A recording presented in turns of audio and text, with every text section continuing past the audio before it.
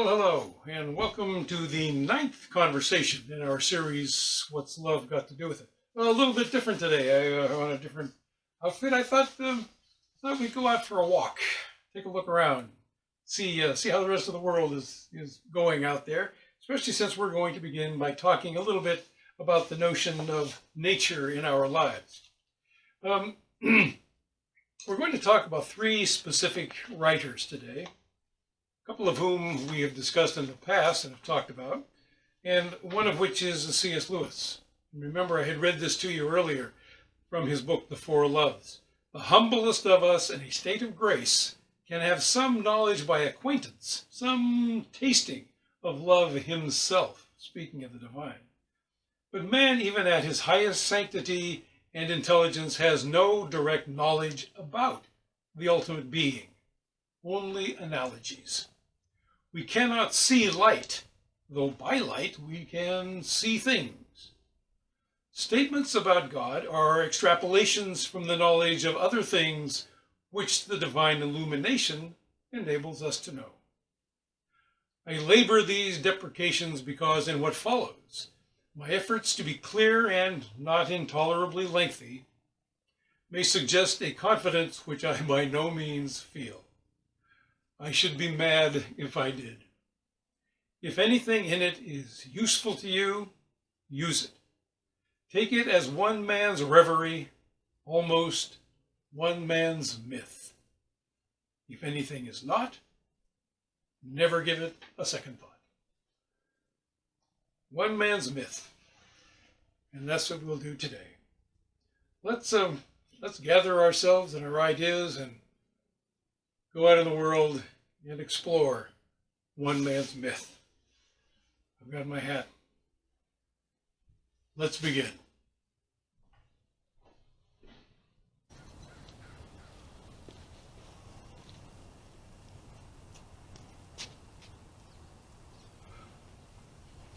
Oh yeah, that's much better. Well, let's see. To begin our little adventure, where should we begin? How about here? Right here. Out in the middle of things. Isn't this delightful? And a beautiful day beside. So, where in the world might we begin looking for the beginnings of this one man's myth? I have three different writers that, as I mentioned, I would like to speak with you about today. Consider, contemplate, kick around a bit. C.S. Lewis, Clive Staples Lewis, Elizabeth Johnson, and Bernard Lonergan. Bernard Lonergan was a Jesuit, a Canadian Jesuit priest. He was a brilliant gentleman, taught in numerous different schools of higher education, including Boston College, Harvard University. Perhaps his most famous work is a book entitled Insight, in which he delves with numerous different possibilities of insights into the world around him. Philosophical, theological, the whole works. Truly a wonderful man. Brilliant. There are many who would consider Bernard Lonergan to be one of the great intellects of the 20th century. So, what in testing genuine love should we take from Bernard Lonergan? This one thing is very important. Goodwill in love is not enough. It's not enough. Love also is the desire to act. The desire to act. When we're in love, we want to give. We don't even usually care much about receiving. We want to give. The desire to act is a key ingredient in the test of true love. Well, that's interesting. How would Lonergan, through the words of Tad Dunn, who happens to be his main expositors, was able to explain what Lonergan was thinking and make it concise and to the point. One of the things that Tad Dunn suggests from the writings of Bernard Lonergan is that we begin with the world of nature. The world around us, full of the plants and the animals, the heavens, of which we are such an integral part ourselves. Begin with nature. Everything in nature speaks. Remember what we talked about with Carl Rahner a few conversations ago. Never underestimate the power of nature to become. And in that becoming, we become as well. We should contemplate the flow of history. Imagine that. We spent a lot of time looking at the ancient history as well as more recent history. We need to start there. We need to start with a contemplation and a view and understanding of the span of history as we go along. Consider also how the divine works in human hearts. How the divine works in human hearts, constantly giving. Remember, need love, gift love, constantly giving. So what's the best way to begin that process? I think this is wonderful. Lonergan, through Tad Dunn, suggests that we rethink the parable of the Good Samaritan. Remember, we talked about that just a couple of conversations ago.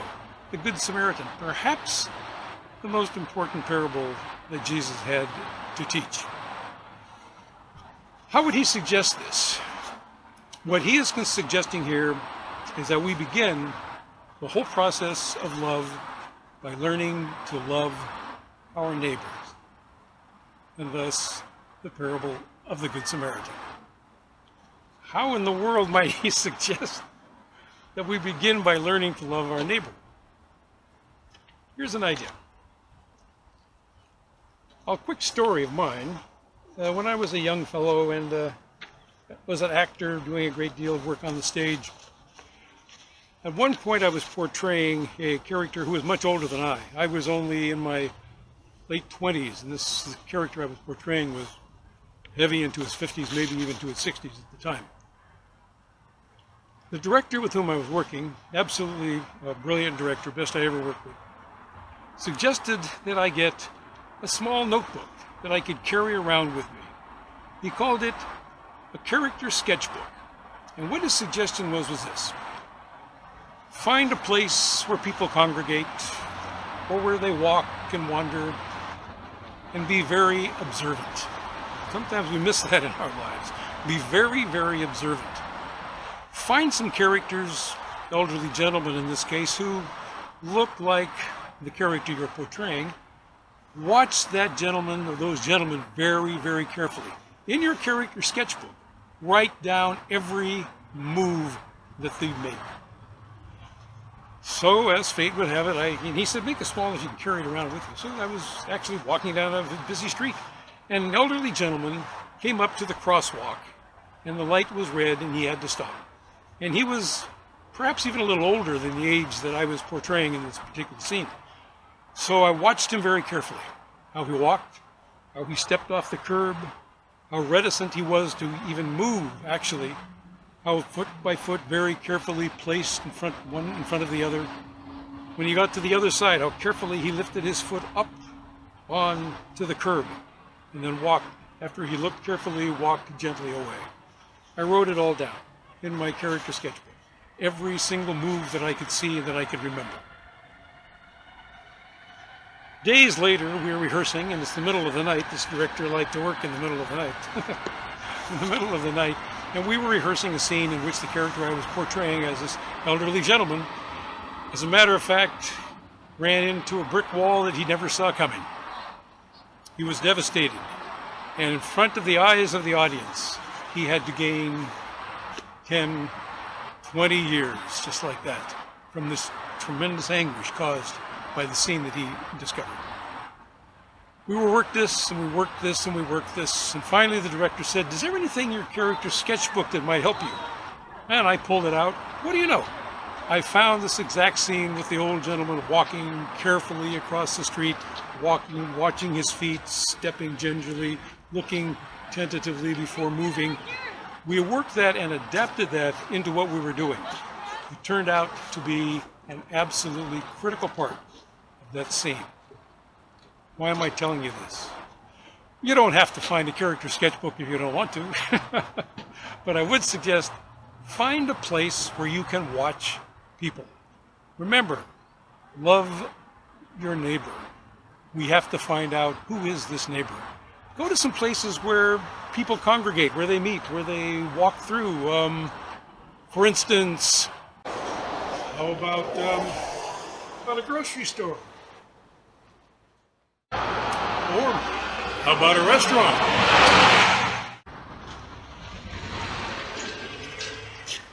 Maybe a bank. Or maybe a tavern. Perhaps a hardware store. Why not?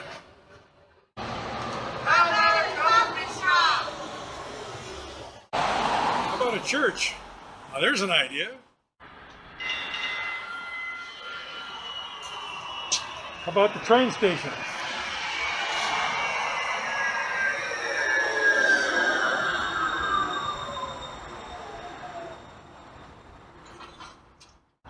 Well, how about that? All kinds of possibilities. Some places we might not even think of to go to watch how people are. A train station? A tavern? A grocery store? A hardware store? All kinds of possibilities where people meet and congregate, where we might learn about our neighbor. All of this, every bit of this, is captured in the stories of our lives. Every one of us, you, I, all of us, every one of us is born into a story. The story of our parents, the story of our grandparents and great-grandparents, the stories of the community in which we live, perhaps the social groups to which we belong. Many of these existed long before we. But we are born into those stories. And those stories become an integral part of our stories. Sometimes these stories are not so good. Sometimes they're very good. Sometimes they're true, sometimes they're false. One of our main goals in our lives is, in fact, to discover our stories that we are living in and to learn how to redeem those stories based on love. On the love of our neighbors, on the love of all of those around us, on the love of nature itself. We must learn to do this because within these stories dwell the joys, the delights, the good places, the hard places, the turmoils of our lives. We can do this. We can discover these stories. We can redeem them. Well, let's find a place to sit for a moment and continue our conversation.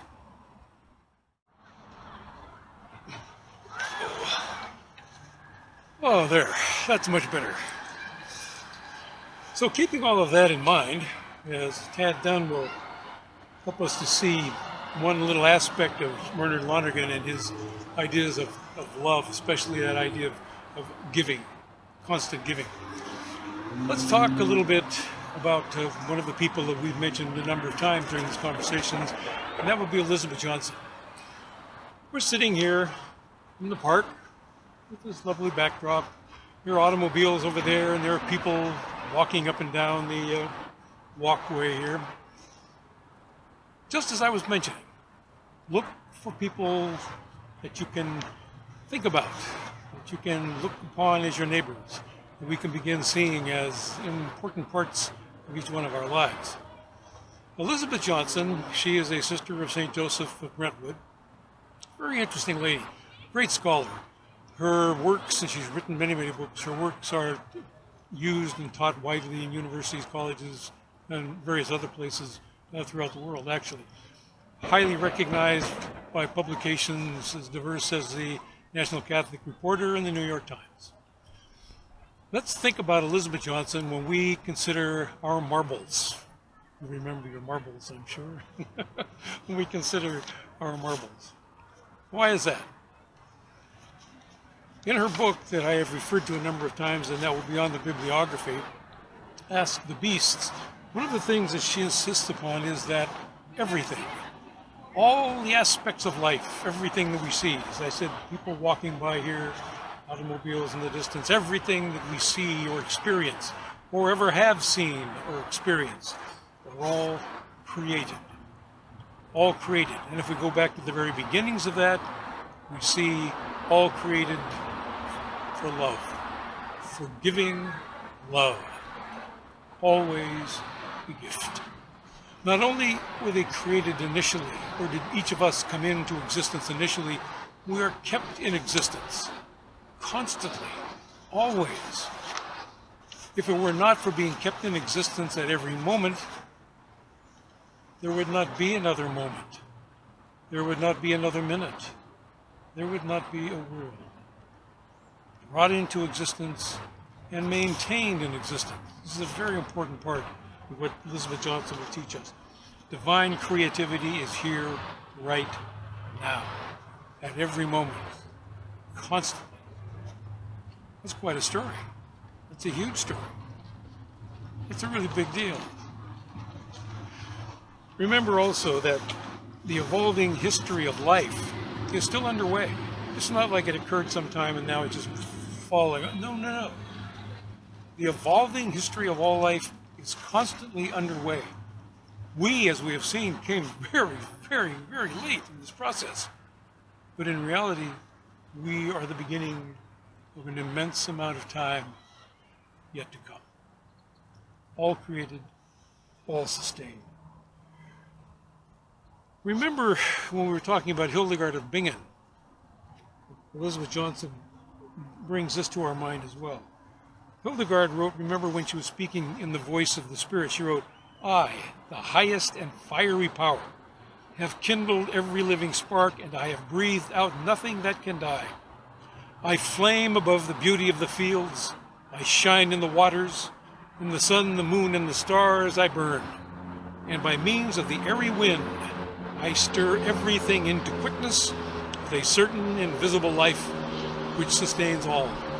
I, the fiery power, lie hidden in these things, and they blaze from me.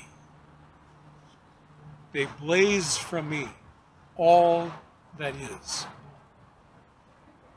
Oh. The very nature of what it means for God to be God lies in the very name that God has given God's self. I am. I am. St. John insists that God is love. All of this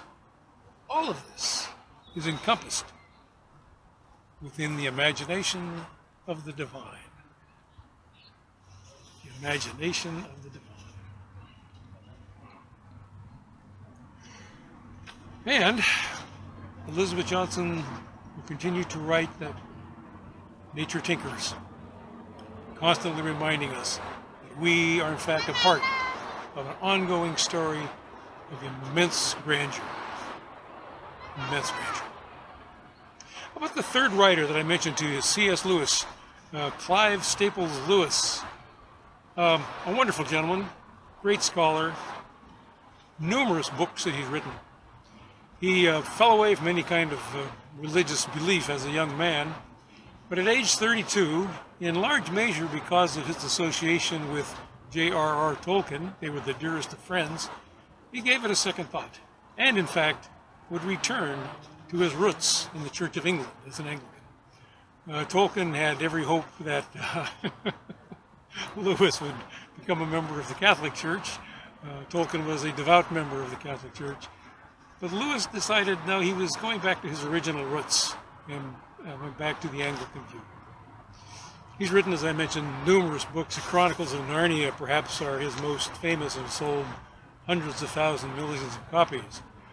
But the book that I've used in this and referred to many times was titled The Four Loves.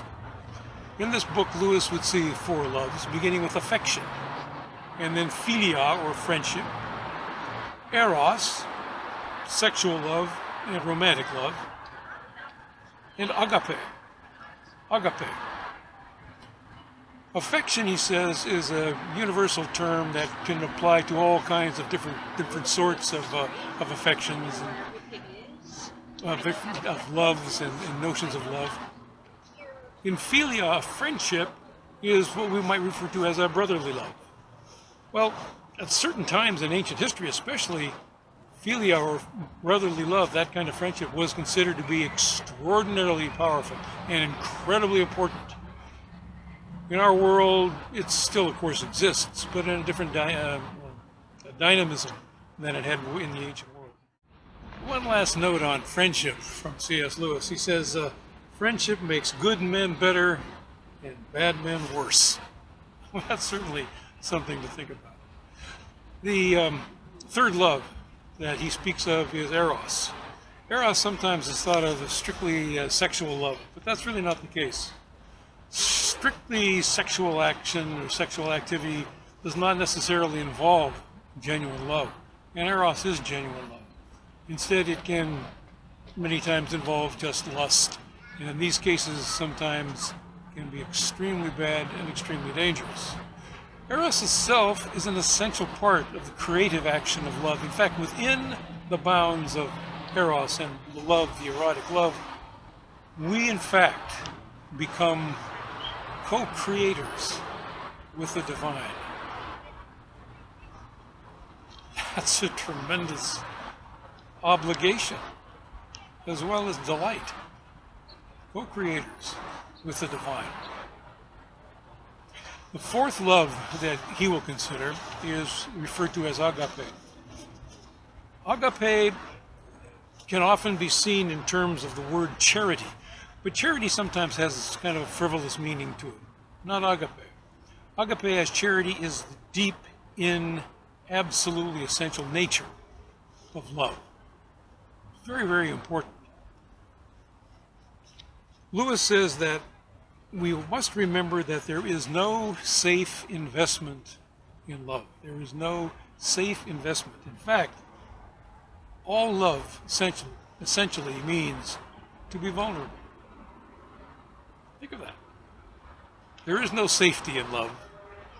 It requires vulnerability, openness. Sometimes it's easier to wrap our hearts around things like hobbies and little luxuries and frivolous endeavors of various sorts, rather than to really get into the heart and soul, the meaning of true love. Agape, love to its very core. God is love, according to St. John. St. John also says, herein is love, not that we loved first, but that God loved us. That God loved us.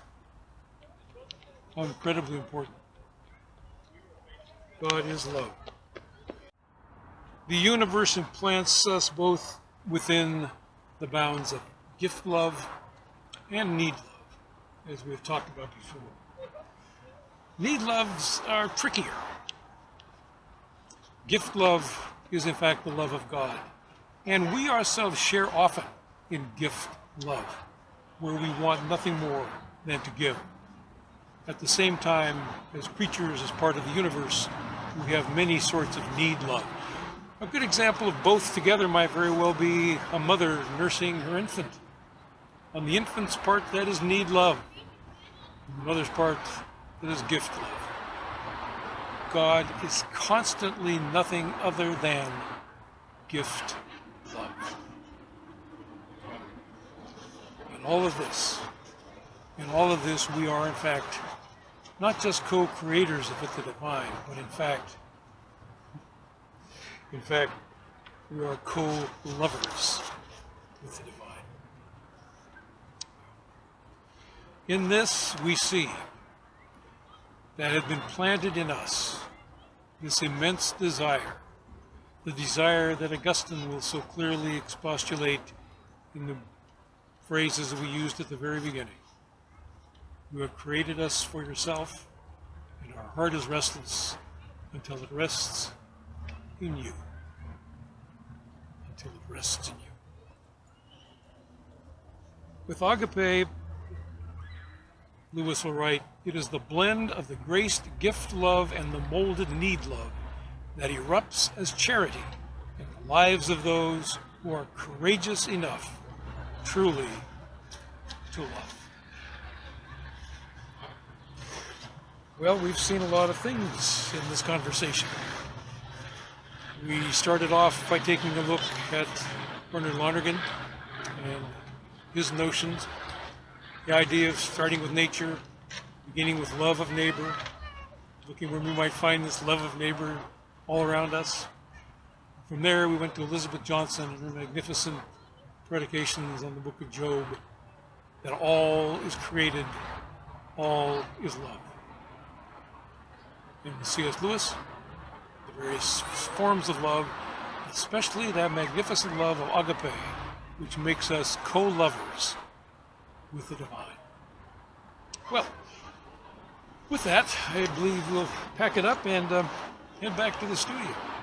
This has been a treat.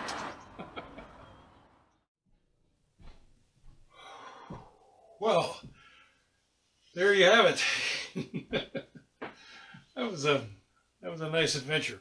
Good to get outside and see what's happening around us in the world that we live in. I want to go back and ask you one quick question. When talking about Bernard Lonergan, we mentioned the idea of the stories that we live in. Think about this for your notes for this particular conversation. What story are we living in? What story are you living in? What story am I living my life in? Where did the story come from? Who was responsible for that?